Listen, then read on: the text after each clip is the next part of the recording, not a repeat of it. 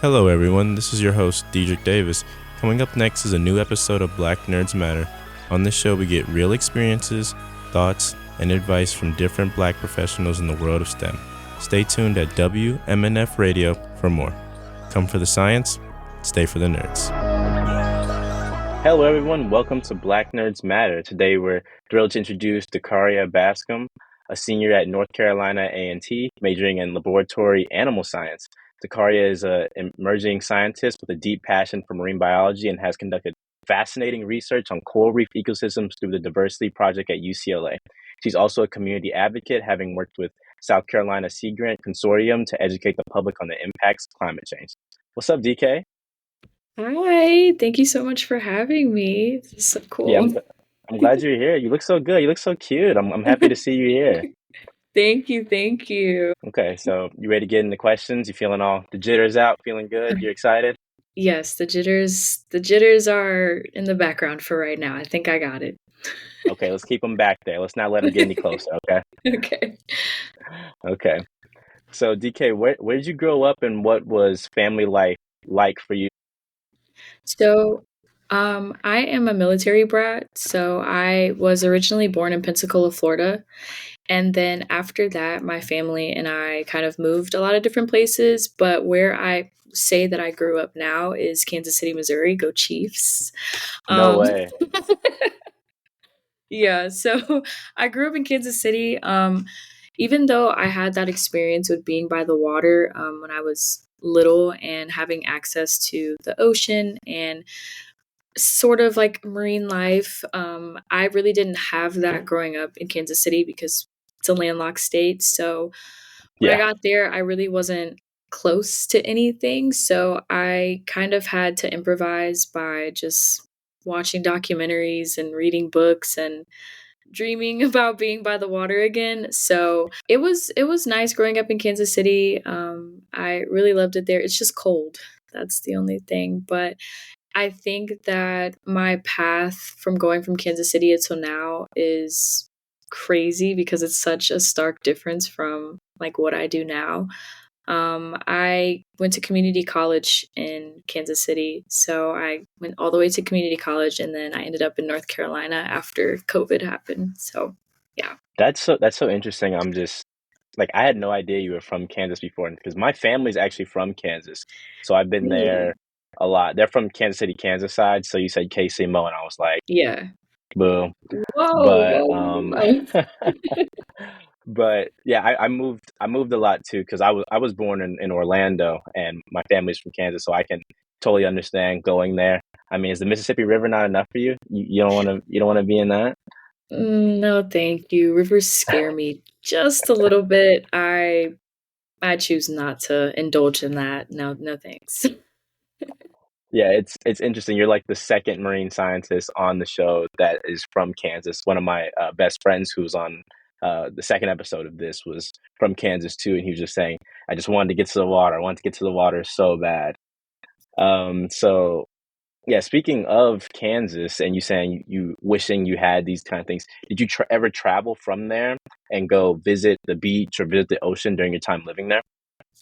Yeah, so I did. I definitely did. My my dad's side of the family is still in Pensacola, so I would be able to go visit that way, but really and like of course if going for like family vacations and stuff, we would end up going to Pensacola. But I never it wasn't until like recently that I kind of was starting to go towards like the coast to go do like marine science stuff or early career stuff. So it's always been yeah, it's always been just for family stuff really. Nothing leisure or like for career. Yeah, cuz it's so far away. No, I totally get it. I feel like it's really hard, and I feel like especially when I spent in Kansas, people weren't very as environmentally conscious as they would be in other places. Just because, I mean, nobody's really going to Kansas to see the landscapes. I mean, unless you're going to the Flint Hills to watch Yeah, tumbleweed. You know what I mean? That's about as not close as too you're getting. much. Hey, my family's from there. I think I have a card to speak on it, so I'm not gonna hate too bad, but I'm just saying. Like I was even there this summer for some research and was like, Really? damn, I'm in Kansas. Yeah, Like, yeah, it's like it's a love-hate. Like there's some really cool stuff in Kansas City, but it's also like, oof, Kansas City. Like the only time I think I would ever go back is when we win the Super Bowl again, of course. So, yeah, my dad will love that you said that because he's a huge Chiefs fan. But for me, it was crazy because I came like straight from Indonesia, flew to Kansas, and was like, damn, this is not the same. It's not no, the it's same. It's not. not the same. It's not the same. Not at all, no. So I know you're going to HBCU, and what made you decide to transfer from your community college in your town to an HBCU, like on the East Coast? So, after graduating in 2021, I got my associates, and I had found out that I was actually behind because once I graduated with my associates, I went to Wingate University, which is about like an hour and a half from Charlotte, and I was going into environmental sciences at first, but once I got there, Hmm. I realized I didn't have all of like the prerequisite classes, Oh, and okay. it wasn't until then that I realized that my advisor at my community college kind of messed me over a little bit. When so since I was little, I've always wanted to go into marine science. I know that this was the field I wanted to go into. And since around like eighth grade, I knew what school I kind of wanted to attend at that point. So once I went to community college, I had told my advisor, like, hey, this is what I want to do. This is the school I want to go to, the school I've always wanted to go to, which was Savannah State at the time. And she was like, well, no, STEM is too hard. Marine science is too hard. You're not going to be Hmm. able to do that. So I got you. We're going to put you on an easier track. So, me thinking my advisor wants the best for me, I was just like, okay, I trust you. And it wasn't until I graduated in 2021 that I realized that ooh, I'm behind in what I need to do. So got to Wingate and I was going in for environmental sciences and I just didn't really like it there. It's a PWI. It's a private school, but it's really, really small. And I did extracurricular activities such as like Stomp and Shake and like the Black Student Union to try to get more involved in campus, but I just didn't really feel at home there. So my mom, she was actually applying to NCAT to go back for her second bachelor's, and she was like, "You should just try it out. You should just apply and see, or go visit the campus to see if you'll like it." And I saw that they had a laboratory animal science track that I could go, and it's agriculture based, but I feel like it's transferable skills to anywhere you go. So I was like, you know what? I'm gonna apply. So I went to the library at Wingate and I applied, and yeah, the rest is history. I went ahead and I got accepted, and I've been at NCAT since fall of 2022, and I absolutely love it. I do. Yeah. That's wonderful. I heard you say stop and shake. Is that dancing or is that dessert? Like, what is that? It's like it's cheerleading, but it's Okay. like the HBCU style cheerleading, and I did it at a PWY because they already had their own cheer team, but we Hmm. kind of made like our own like stomp and shake cheer team there. So yeah.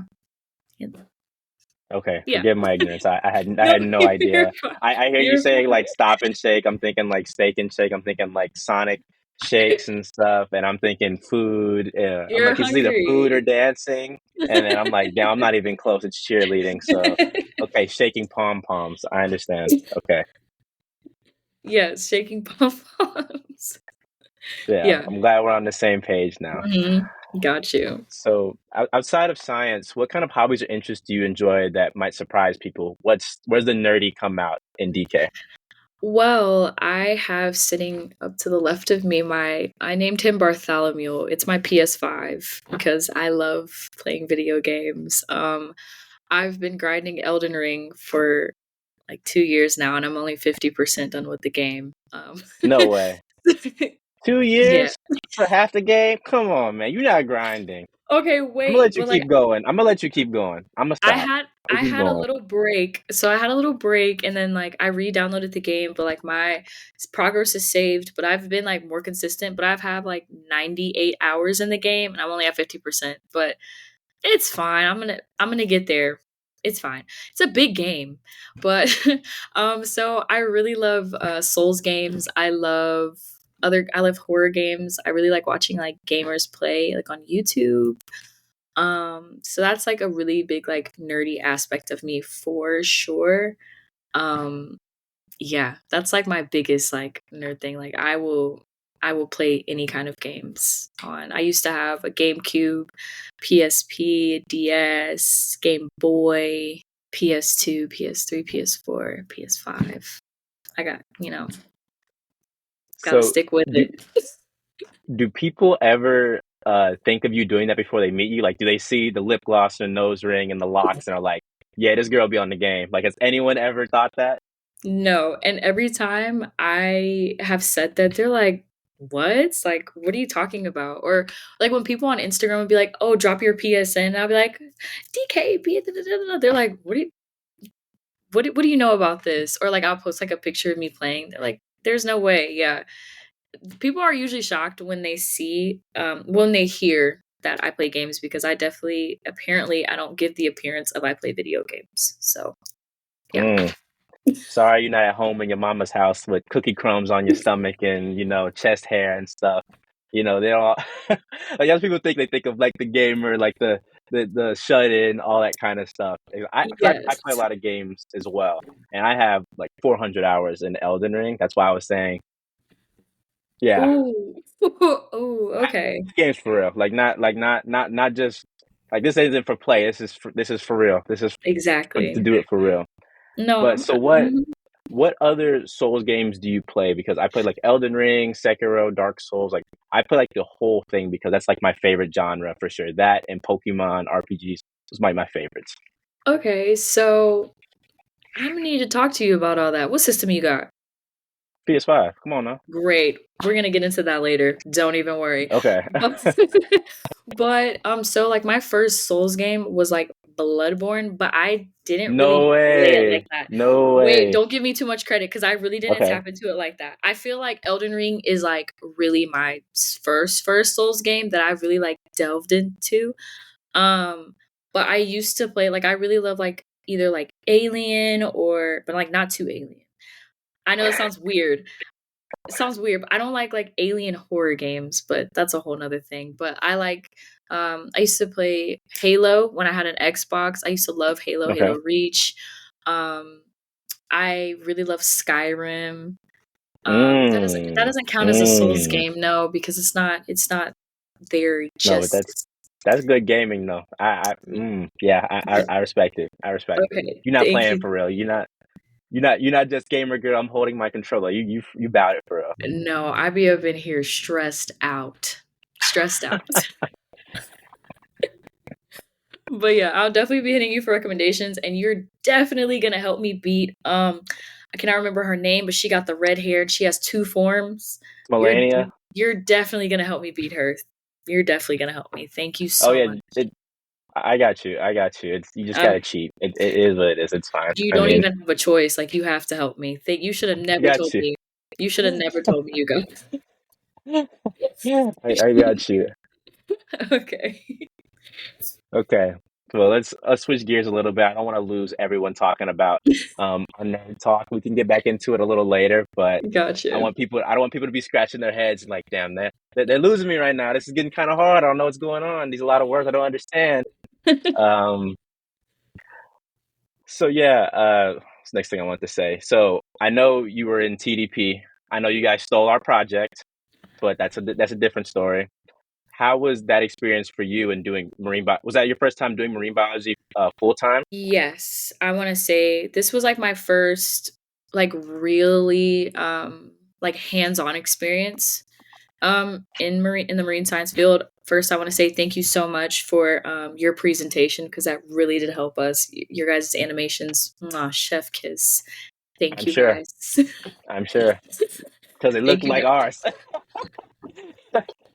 And I was like, that looked like how I did last year, but I'm gonna let them rock because they did it better. But it was like, okay, Thank you. We appreciate you so much. But yeah. that was definitely like my first big thing that I've done, which is I feel like post TDP, I'm all like, dang, like how can I top that? Like how can I, do something even more great than that? Just because I was able to do something I genuinely love. I was crying like every week just because of like how much I love being there.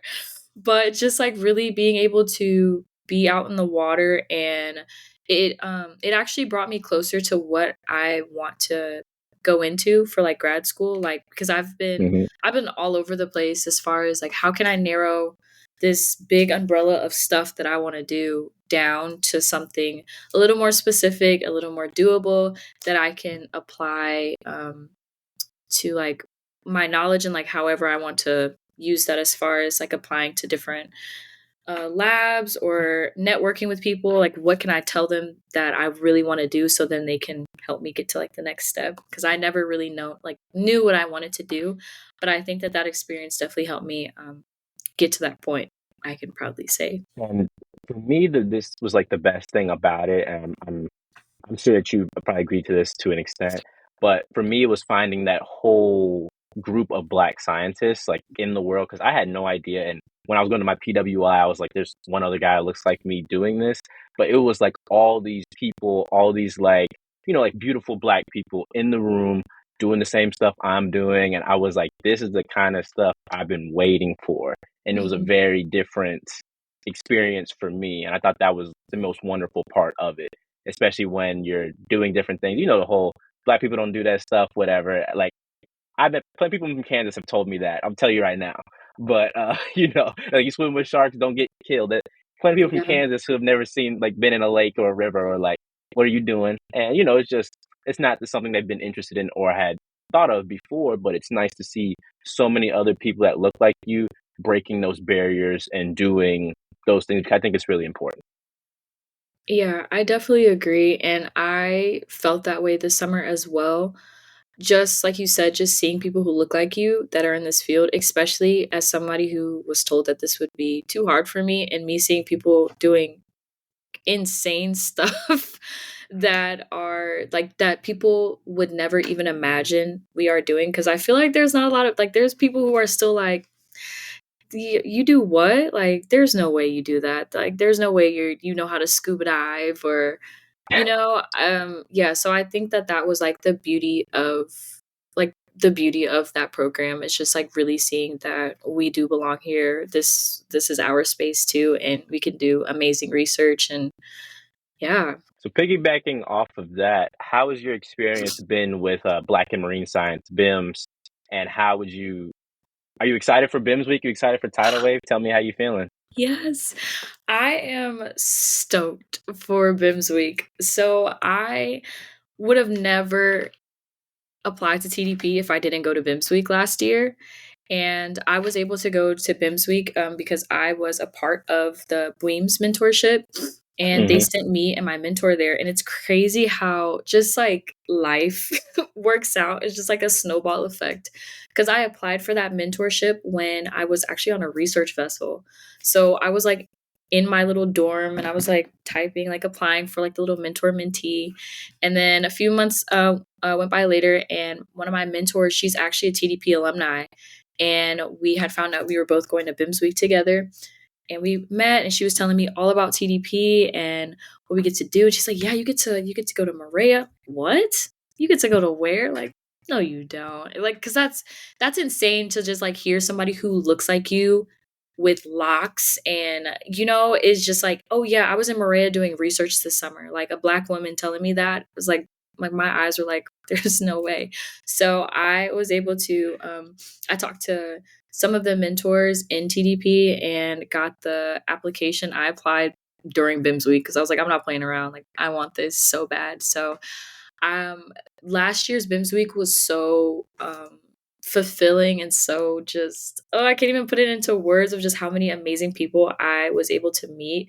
And I was able to really expand my network with other Black scientists, in different sectors, people doing stuff in Antarctica, people doing stuff in Hawaii, in Bermuda, in South Africa, and all like just from all over the world, in Brazil, just absolutely amazing. Absolutely amazing, absolutely informative, and I'm so excited for this year because I will be able to meet even more people. I'm excited to meet some of the speakers that are coming and as well as my tidal wave cohort. That's going to be amazing. Yeah.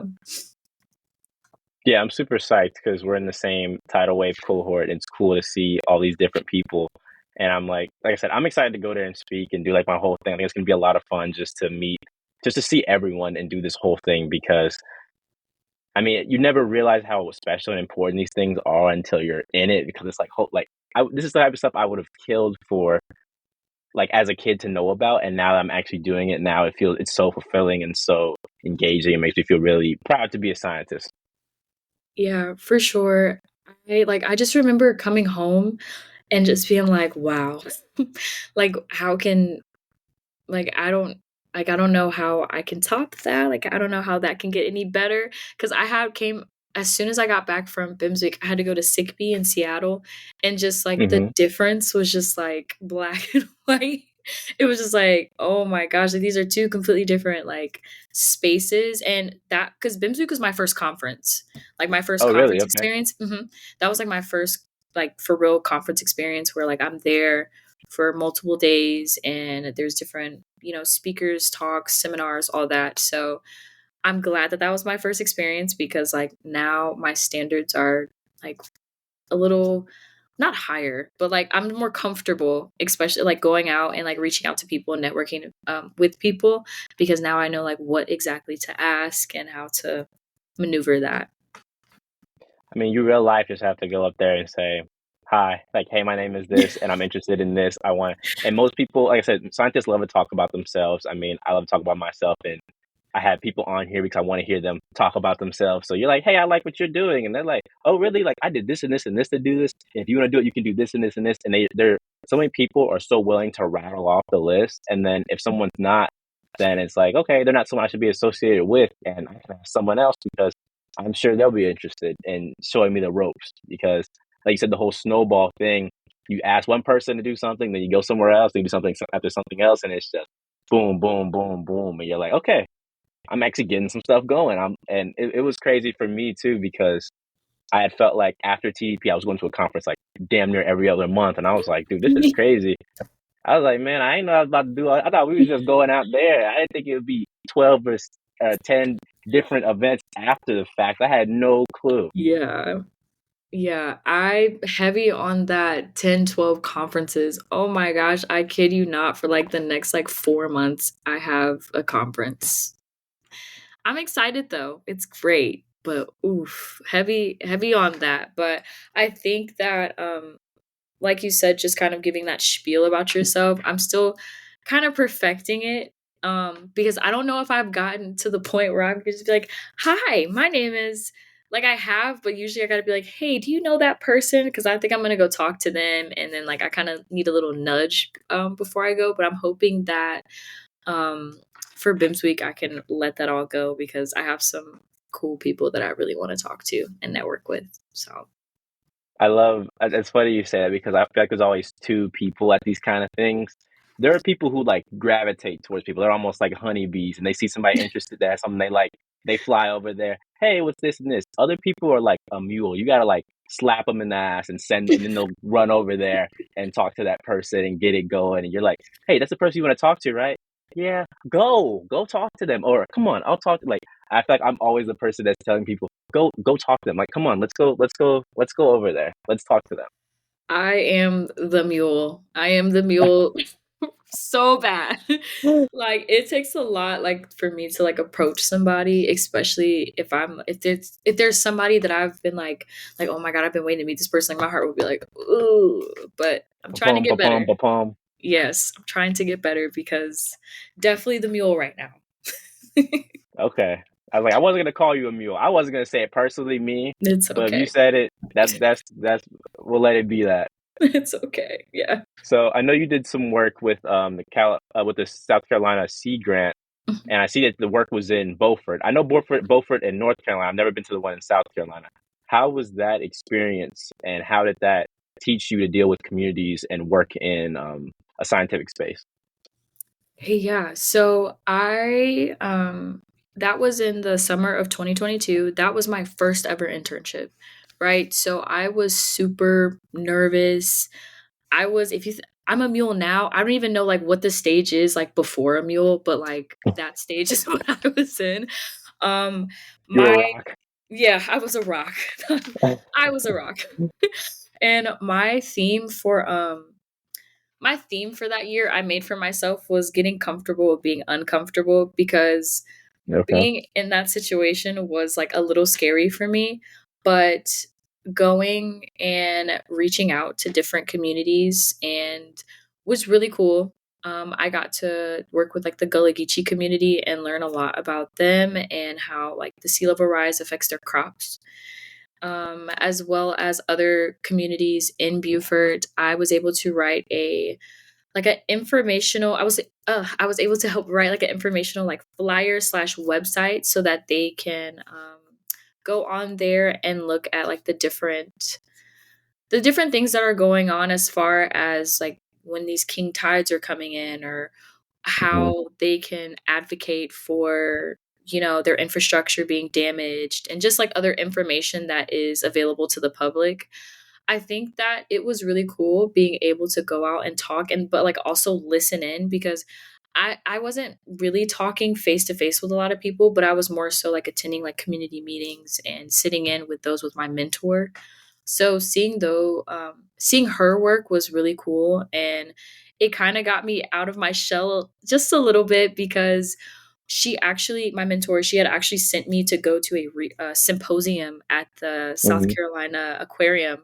So nervous. She was like, "Yeah, go ahead and go represent. Go ahead and go represent us.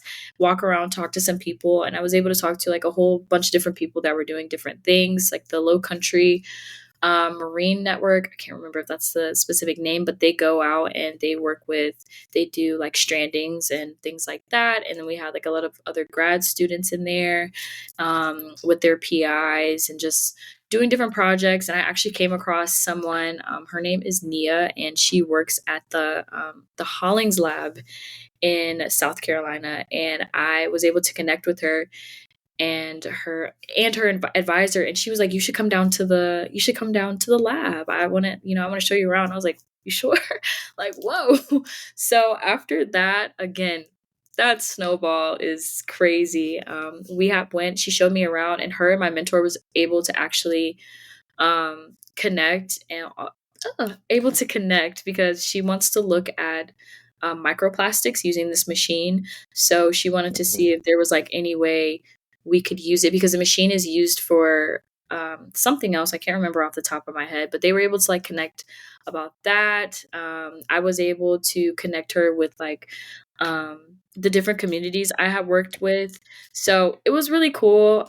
Again, I was still very much a rock, but from that internship, my mentor, Britta Jessen, I love her so much. She actually encouraged me to apply for like BIMs and MIS and BWEAMs, things like that, so that I can get more experience in this field, but also be surrounded by people who look like me, because Britta is not.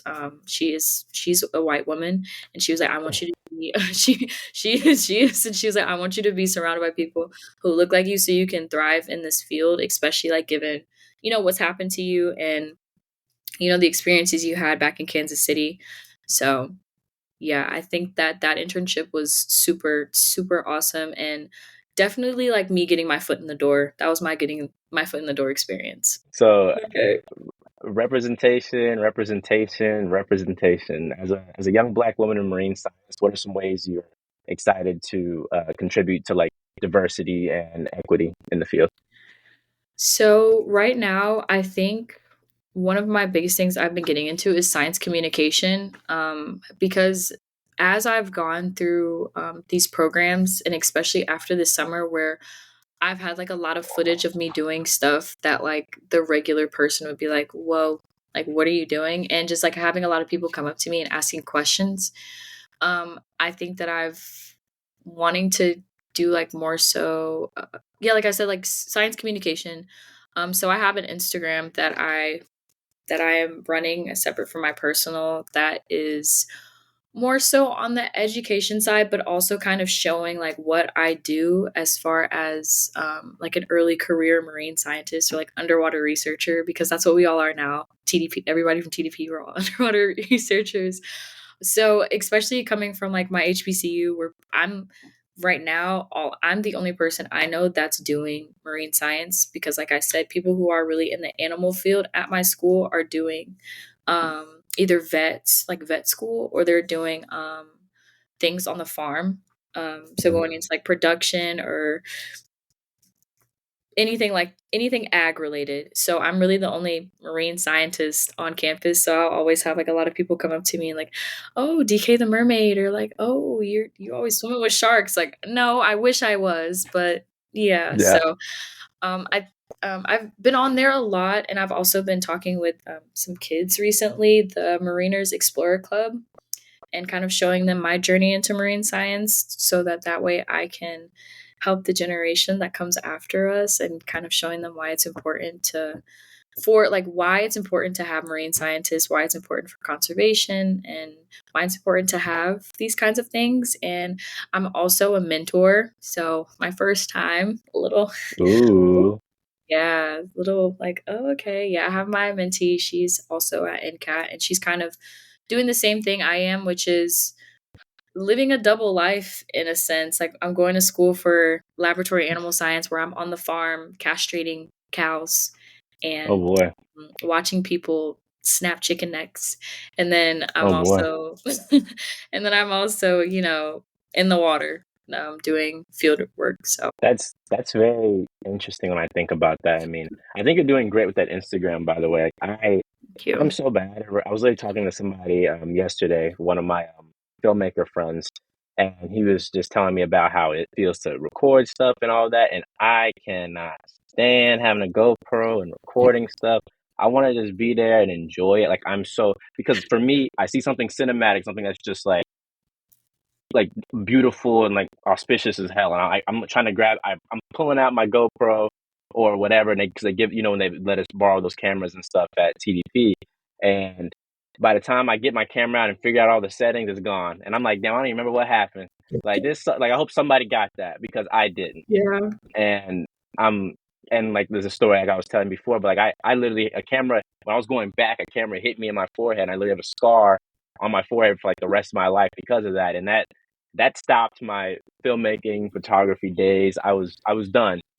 But I'm glad that you didn't have that experience and you're able to sit there and really get those shots and, mermaid around and flutter and do the kiss underwater with your dive buddy and all that stuff because I'm like, man, somebody get a flick of me, I'll post it later. But I'm just out there having a good time. Yeah, I also like to be in the moment as well. Like there's sometimes where I'm just like, let me put the camera away, because I can sometimes by myself like, okay, let me try to get this shot, cuz like sometimes when I see people on Instagram, they go in the water with like a video planned, and you can tell because they'll be like saying something like to the camera, like making motions that'll like go with their voiceover and something, or go with their voiceover. But I can't do that. I kind of just do it on a whim. Like, let me just pull something out. And it's just like really what I've been uploading now is just footage I've been just sitting on. But I'm hoping that we go dive in San Diego when we go to BIMS week so we can get more. And then you can be on camera and we can get over the camera trauma you have from from when you did TDP. I'm gonna keep it so real with you. Like so real. And I'm not like that sounds beautiful. That sounds fun. I'd love to dive with you. But I'm not diving there. I'm not gonna do it. What? Listen. I dove in Santa Barbara all summer. Okay. I like California water for me is cold and murky, and I can't see anything really. So for me, I'm kind of just in there, like freezing my ass off, and it's fun. Like it's fun. I get to see stuff, but people say like you go warm water diving, you never go back. Like I'm about to be that guy because for me, unless there's some whales or like y'all are like, we're gonna see otters, we're gonna see whales, we're gonna see something for sure. I'm like, yeah, I've seen kelp. Like it's not fishy, See, like that kind of diving.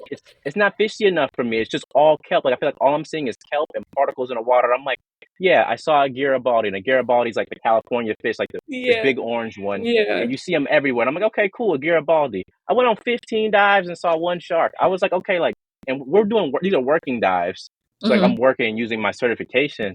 But I'm just like, this is cool. And then I'm on the boat with the people, and they're like, yeah, so do you want another? Yeah, we're gonna have a fun dive afterwards, and we can record it. Do you want to come with? And I was like, no. And everybody's like laughing. I'm like, yeah, no, I don't want to go.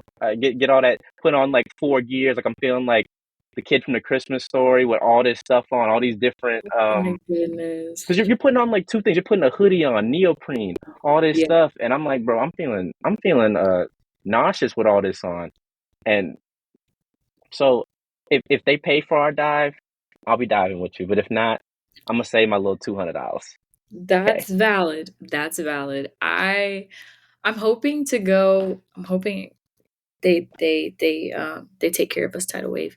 But if not, I'm hoping to go go dive somehow because I want to. The only thing that like I'm not looking forward to is the cold because when I tell you I caught an attitude so fast when we went to go dive at Catalina trying to like put that yeah, freaking that wetsuit on, I was ready to just like explode. I was like, I was about to be like, I don't even want to dive no more because putting that wetsuit on, they now of course they warned us, but nothing could have is prepared me for that. is not the same. Like I quite literally was like, if I took a diving job in California, I would do it because it's fun. Like it was like the best job ever because I was so tired, so worn out because I'm literally biking to the boatyard, then diving and I'm out in the water for like 6, 7 hours, driving back like an hour, then biking back home. So I had the best sleep, best naps, like the best lunches and dinners I, of my life. I Like a bet. sandwich had never tasted so good in my life than when I was on the boat, sitting there with like my sandwich, my kiwi, and my kettle corn. Everybody knows I like kettle Mm, corn and kiwis. I'm eating all that, and I'm like, man, this is the best meal I've ever had in my life. I bet. I bet. No, because after I think I had took like the wetsuit off because we had lunch and we had a break. And they're like, okay, guys, we're about to go do a third dive. Lord, I didn't put that wetsuit back on. I Lord. didn't. I gave up. I was like, that's okay. Like, y'all have fun. But I liked it. The kelp was pretty. And we got to see the bass and Y'all um saw bass? we did. He was a See, big we oof. ain't see all that, bro. He Like, was huge. He was gigantic. I did not know they can get that big. Yes, he was gigantic. But no, I think the cold water definitely is not for me. I have a video of me going like this to my dive buddy because we had hit the thermocline and I was just like, okay, this is a little much for me. But yeah, no, I understand. I understand. and It's cold there. do you want to explain the thermocline for people listening, or should I? You can. Come on, come on, aspiring marine scientists. You do it. So I'm gonna just explain it in simple terms.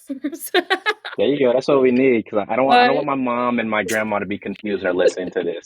So like, what the hell is a yeah. thermocline? So a thermocline is basically where you go a little deeper into the water. So I can't remember where I was. I think I was like 30 feet because I think our max was 50 feet.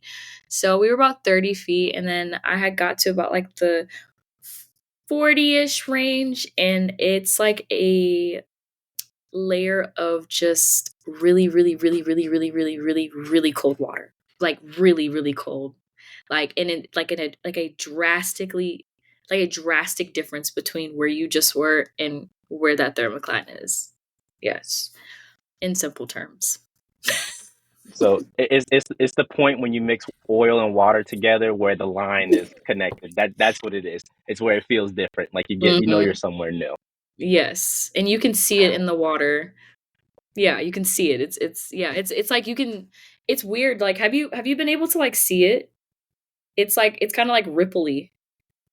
Really, I've never looked at it like that. I just remember sitting there and being like, "Oh, it's cold," and just trying to move as Yeah. fast as I can to the next side. It's So a I'm little not sitting ripply. half and half. Yeah, either I'm a little crazy or it's like a little ripply, like when you go, like when you kind of like are going through that. But yeah, it's like oil and water. Yeah, it's like the oil is absolutely don't go there, don't go there, and the water's like okay, I can tolerate it, like because my face You was sure? already freezing. Yeah, you sure it wasn't cold shock? 'Cause you might have been making that up. Like, you sure you saw that? Maybe I'm not. Maybe I'm going crazy. I don't know. Because I all I know is like in the video, like you can see when I hit it, and I'm like, I'm like, no, we need to go back up immediately. Not immediately, but safety, but slowly but surely. Yeah, I mean, I like I said, for me, I with cold water diving, it's very much I will do it for work. I'll do it for free. But it's one of those things I don't know if I could ever pay to cold water dive unless it's like something um I can't not do. Say if I'm in like Greenland or Alaska or somewhere, Ooh, where I'm yeah, seeing ice and it'd be like something vastly different from what I've seen. Yeah. But do I think I'd ever pay for another trip to Catalina to dive? that's Probably fair. not. That's Like fair. I want somebody to be, hey, we're going for work and we'll just take you and we're got a tank for you, just bring your gear. And I'm like, hell yeah, that's what I'm on. But That's fair. I'm paying to be warm. You know what I'm saying? Like if I'm about to be in there and all that, I want to see fish. That's my problem. If it was cold and there's a lot of fish, I'd love that. But it's just for me, it's just kelp, and I love fish and sharks so much. And in Maria, it was so fishy, it was so beautiful. And then No. I was in kelp, and then I was literally like, yeah, I know what I don't want to do in grad school because I knew this guy I was working with. Mhm. He's like, yeah, man, kelp is like my favorite thing ever. He's like, kelp, kelp, kelp. I love kelp, and I was like, Yeah, I know a lot of people who really love kelp. yeah. I was like, yeah, it's green. It's green and it's long and it's there and it's in a way that's cool. Like that's cool. And It's in the that just wind. you like is what you like. But that's not my jam. Yeah, no, that's definitely understandable. Like again, I think I said like after Maria, I definitely want to do like tropical reef Yeah, ecology. Nowhere yeah. else. You just like me because I'm like I haven't Tropical. dove in Florida yet and I want to now so Ooh. I can just see what it's like. I think I definitely want to go and dive in Florida for sure. I heard it's absolutely amazing.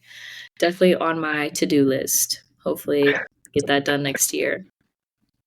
Yeah, it's just it's so hard to pay for diving once you do it for work and you're like it's so hard. It's so hard for me. I don't know what it is, but it's so hard for me.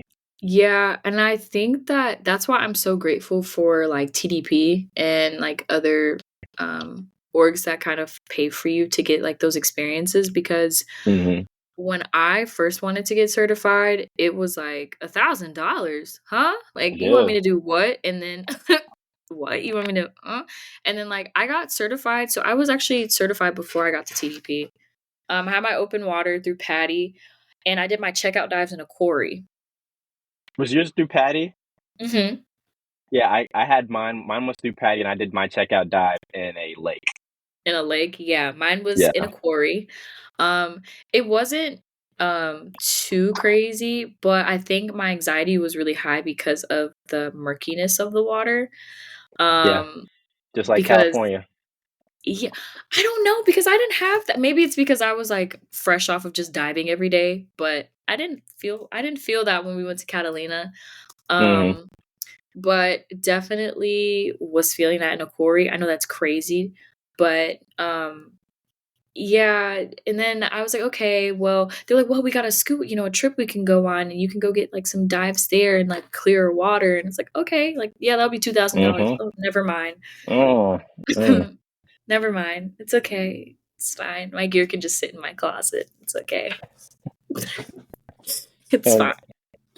I think that's just such a huge barrier for people, especially people that don't live near water, because like I'm paying $1,000 to never use this stuff. And I was really lucky that my grandpa paid for mine because I was like I said I was very much the same boat with you. I'm like I always want to be a marine biologist, all that stuff, and I did it in the lake, and it was awesome. And I was like, man, I want to go again, but then I realized all my parents' vacations that we were going on, we were never going nowhere near somewhere. We were going places they wanted to go, but it Yeah. wasn't like we're gonna take 2 days to find a good diving spot for you. Like no one else is doing that, so we're gonna go to the theme park do like these other things. You know what I mean? Mhm. And that's just how it was. Like it made sense because I was like, I'm not even trying to take all that gear with me on the plane. Like it's so much.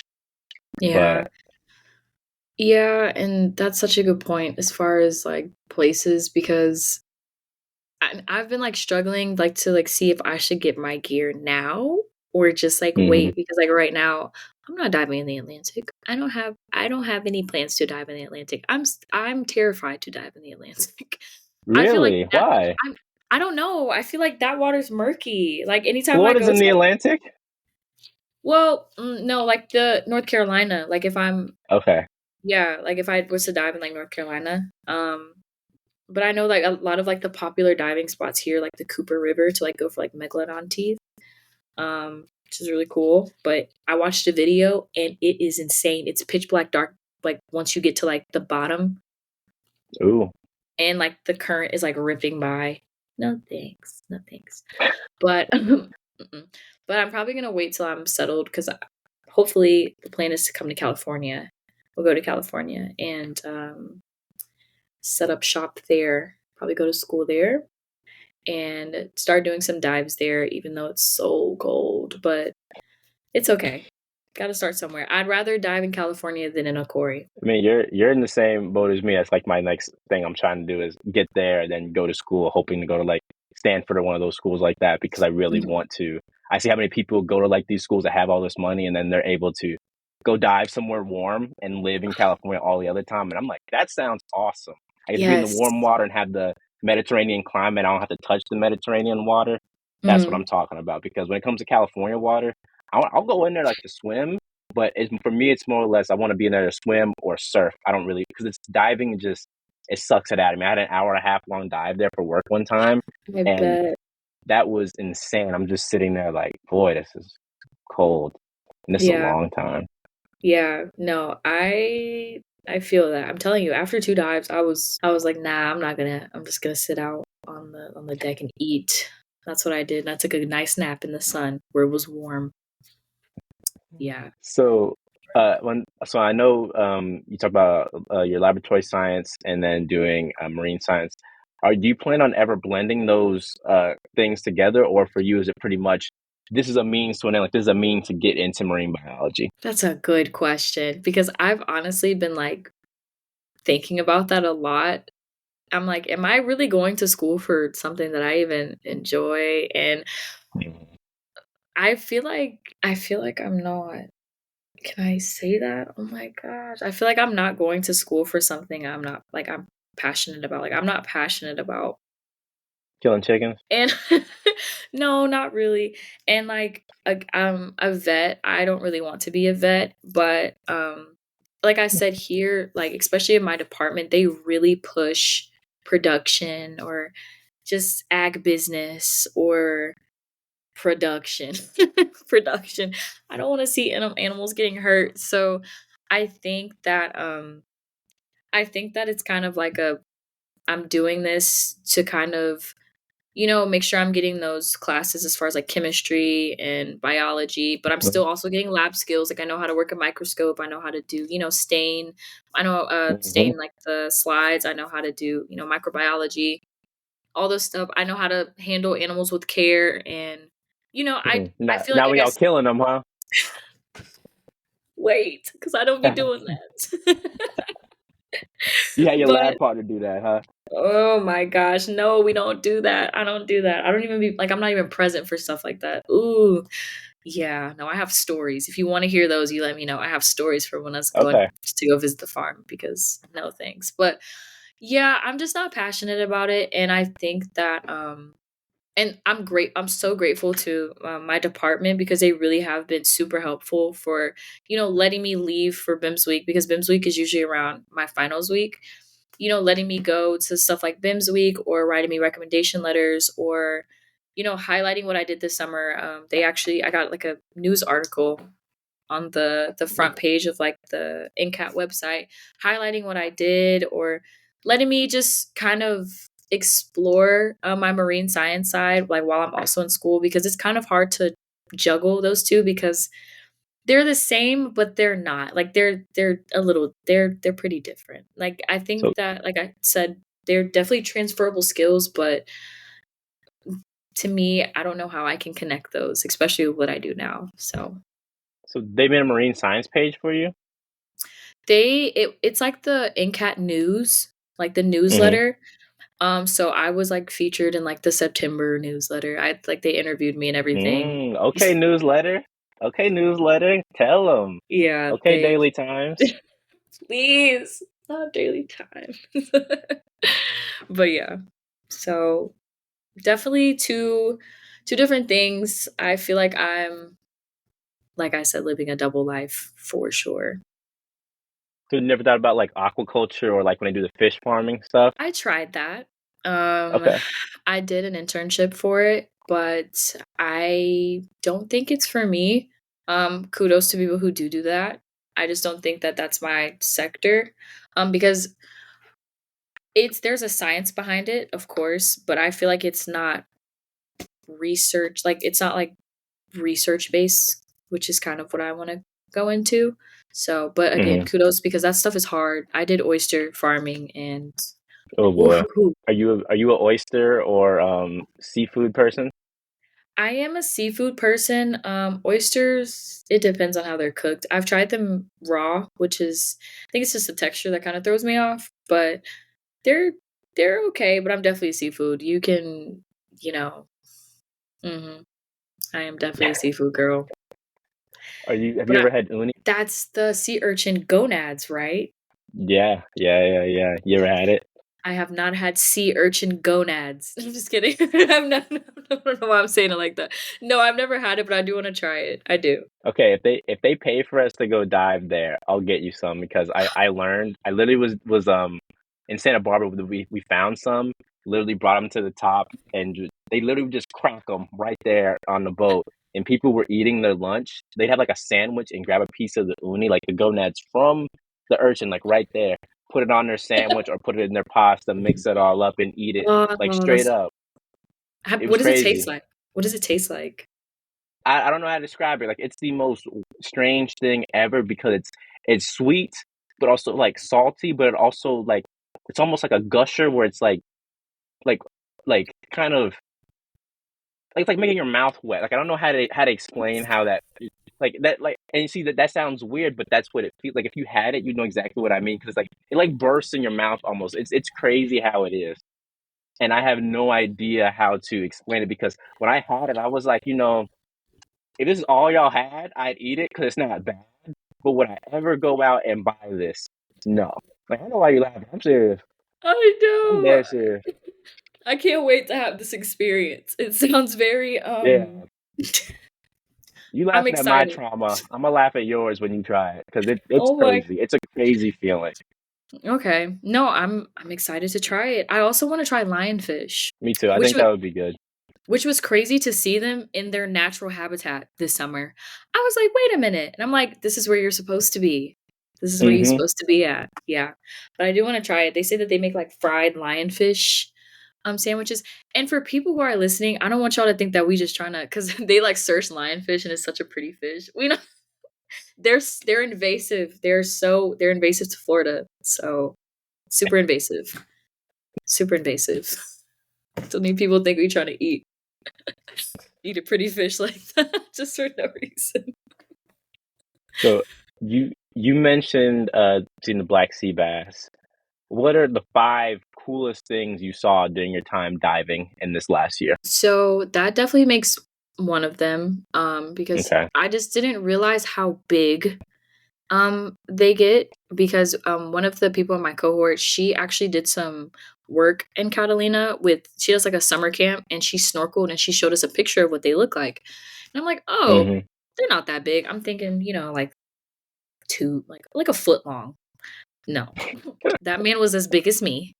Oh my gosh, but I swam pretty That close to man it. It was it was as could big have as been a me. mother. You right. You right. You right. My bad. She was huge. But it was like sitting like getting its face cleaned by like tiny other little fish. It was really cute. Ooh. But it was gigantic and it started moving. And for some reason I have a fear of big fish. Sharks, no problem. But just the fact that like you're just that big, it's just a little creepy to me. Um, I didn't really like that, but so that was one of the things I saw. And then on the four reef dive, we did a 75 foot. we dropped to 75 feet and we saw a lemon shark. Huge, Ooh. really, really cool. And then what else? That makes 3. And then we got to do the sharks and rays. So we got to see like the black tip reef sharks and Ooh, the Motus. hmm and Yeah. the stingrays, which was really cool. Like swimming by them, just big old little pancakes. They're so cute.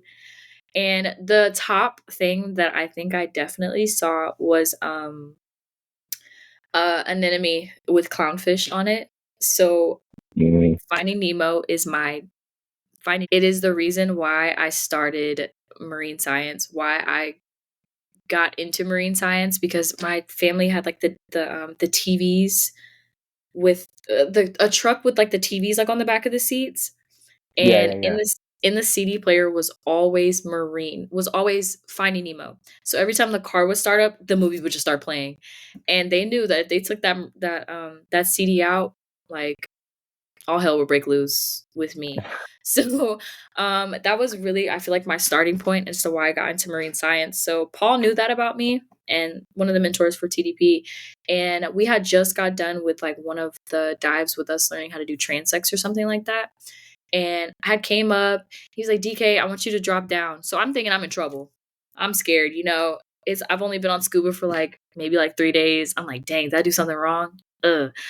So we drop down and there's like an anemone with 2 clownfish in it, and I'm like bawling like my eyes out underwater. And like Paul's like sitting there with this camera. He's showing me he's showing me like he wants me like how he wants me to like pose next to it, and I'm just like, oh my god, like I can't believe like they're right here. I'm just like posing underwater, just like taking my rig out like Yeah, yeah, so you've got like water on top of water. You got water on your eyes, then you have glass, and you got water on the outside. yes, mask was foggy. I'm just like I'm so but yeah, that was definitely like the most crazy, not craziest, but like the most sentimental thing that I saw and coolest thing in my opinion. And then yeah, I wish I saw more sharks. Oh, I love them. They're my favorite.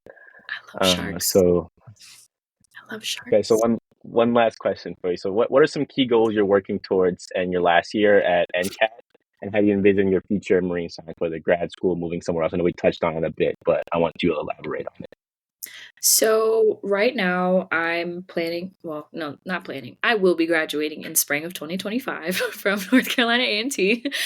And after graduation, I am hoping to I'm going to take a gap year because for so long, again, I knew that I wanted to do marine science, but I had, like I said, like this big umbrella.